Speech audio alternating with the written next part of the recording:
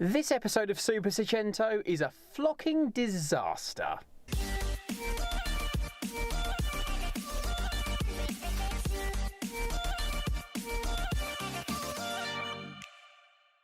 Hello you lot, Miller Corner here, welcome back to Super Seicento, and once again you join me inside my car. Why do you think that is? Well, if you were hoping for some suspension mods, you might be a bit disappointed with this one. It's time to continue with the interior mods, and today we're going to be focusing on the dashboard itself, which is old, grey and generally quite ugly and outdated looking. To bring it up to date, we're actually going to be flocking it. Flock dashboards originated in racing cars and in rally cars, where you obviously still need a dashboard to contain all your gauges and switches and stuff. In particular lighting conditions, the drivers found that it was reflecting light off of the plastic of the dashboard back onto the windscreen, which means you can't see what you're doing, and if you're going through a forest at 80 miles an hour or around a racetrack at 150, that ain't ideal. So to counter this, dashboard flocking was developed, which gives the dashboard a kind of suede Alcantara-like look and feel, but most importantly, it makes it dull. It doesn't reflect anything, and that means of course you can concentrate more on what you're doing when you're driving.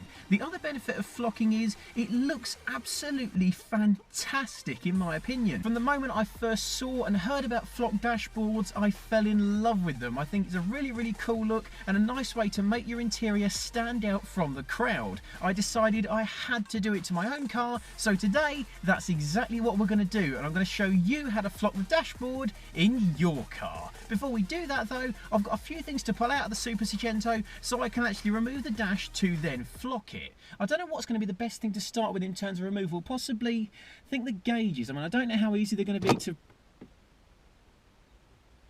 Well, that's that bit off. So since the rev counters come out so very easily, I think it makes logical sense to try and pull the speedo out next. This is the most difficult bit because I can't see the bolt I'm trying to get to.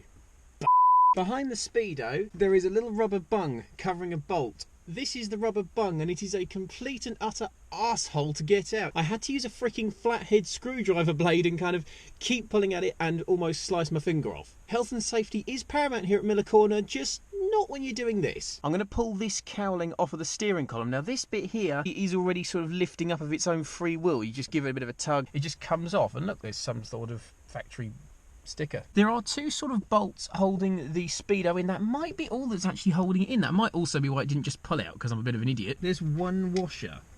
I've just noticed that. There's one washer in here. Either there was a bit missed out in the factory, someone has had this apart before, or Fiat are very stingy with their washers. You do often find yourself losing screws and bolts or not knowing what goes to what, because I had to take apart parts of the interior after I put them back together in because I'd used the wrong screws and some of them were the wrong length and stuff. So what I'm starting to do now, like with this steering column stuff, I know the screws go with this and I've got screws in and around the cabin a lot. So I've got some tape here. I'm going to tape the screws for this onto it. So I can just pick that up very quickly and go, okay, those are the screws that go to this. A few seconds extra of work are going to save you potentially minutes or hours when it comes time for reassembly. There we go, there's one. Oh, that is wonderful. The bolt fell through and I still have it. To every mechanic who's done stuff at engine bay and bolts have fallen through that you've never seen again, that was for you. We're out. And it's all fallen through again. Every DIY mechanic is probably hating me now. Yes, we're free. Yes! I got a bit excited and completely forgot to film me taking the vents out. There's a little bolt. There's a happy little chappy tucked away in there. There's another one behind there. We're not going to undo these bolts just yet because these actually hold the dash on. The electric window switches aren't actually holding the dash in, but there is wiring behind them, and obviously that wiring, in typical Fiat and most European car fashion, is very short. Enough and nothing more because budget. Now the next bit was going to be me attempting to sound clever and saying, next you need to unbolt your radio and take your radio out. But yeah, it really is that easy, isn't it? The rest of the dash removal is similarly easy enough, where basically everything in the way that isn't the dashboard itself gets unbolted, unclipped or unplugged, with the retaining bolts undone from the top and bottom of the dash, and after much wiggling and unclipping of the wiring loom, the whole dash pulls out. This dash is old, grey and pretty ugly after all these years, but it is in decent condition, and once we've moved it to the somewhat warm workshop, the prep can begin. First, I have to mask off everything that I don't want to cover with flock, all that will be covered by trim once it's refitted. In some cases, such as the speakers, it's actually easier to leave them in and to mask over them than it is to remove them and try and mask up the hole cleanly. It's a fairly lengthy process to mask off everything and any sharp edges that the flock won't adhere to. You've seen me mask up stuff plenty of times before though, so let's jump to a completely masked up dash the only way that I know how. Next up, any dash left exposed needs to be thoroughly flatted down with Scotch-Brite. Much like when painting, it's about making the surface smooth, flat and dull to make it as easy to stick to as possible.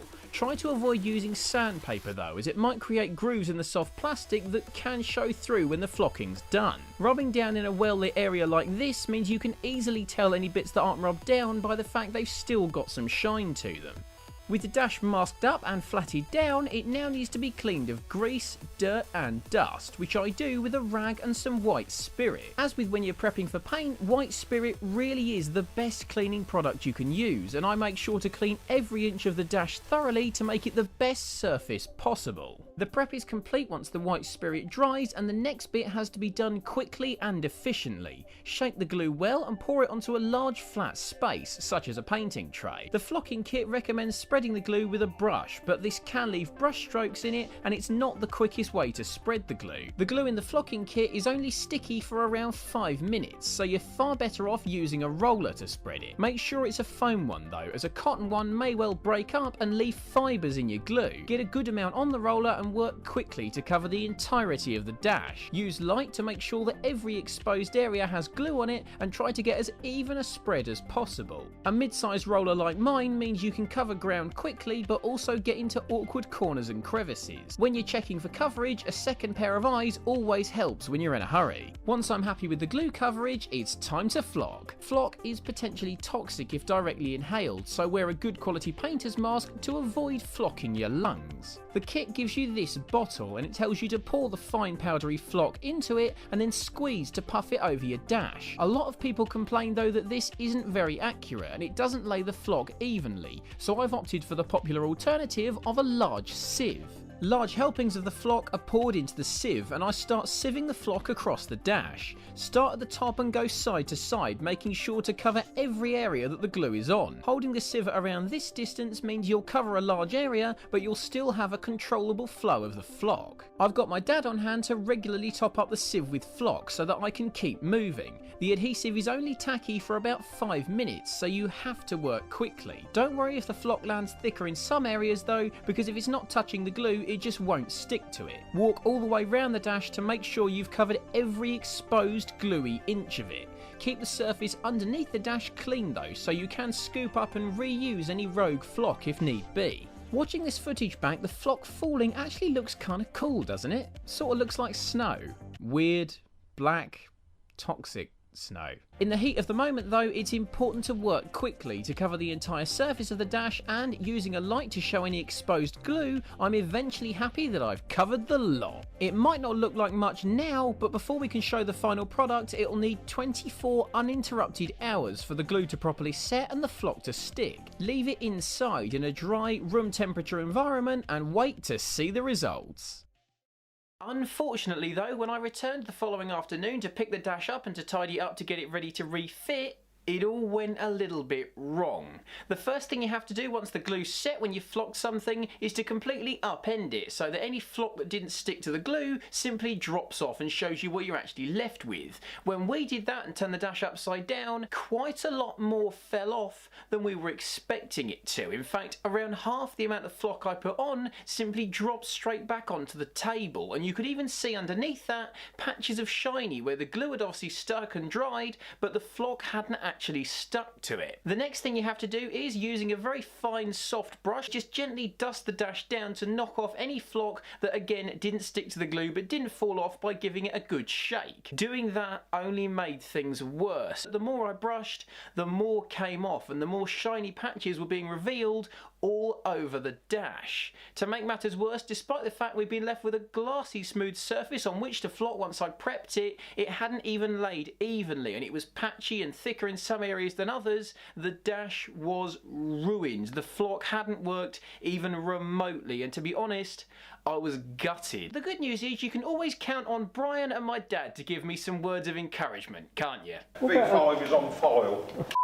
No, because there's still loads of money. You wouldn't want something modern. Why would you have something modern? Because the thing is... What? Reliability? I was going to say, what comfortable, reliable, starts every time. Drop of aircon on a hot sweaty day when your are sweating. That's it. Yeah, why would you want all that? And that is what can sometimes happen when you're working on cars. There's no faking, there's no scripting, there's nothing made up for this channel. What you see is what you get, and you come with me on everything that I do. When we win, and when we fail, we fail. And when it comes to flocking, it sounds like we've failed on this particular occasion. This is one of those rare instances with working on and modifying your car, and I will very rarely say this, where you should leave it to the professionals. Take your dash to a professional flocker, get them to do it, because they will do the best job possible. It'll be fantastic quality, it'll be consistent throughout, it'll look fantastic, and it will work and be long lasting and durable. Don't do it yourself, because there are bits of this process that you can't do yourself, and if you don't, as in my case, it comes out pretty crap. Regardless of my flocking fail though, onwards and upwards. I'm still going to get that dash looking better than it ever has, and you will be the first to know when it's been done. So get subscribed so you know when that video comes out, and I'll catch you then everybody. Thanks very much for watching, and have a good one.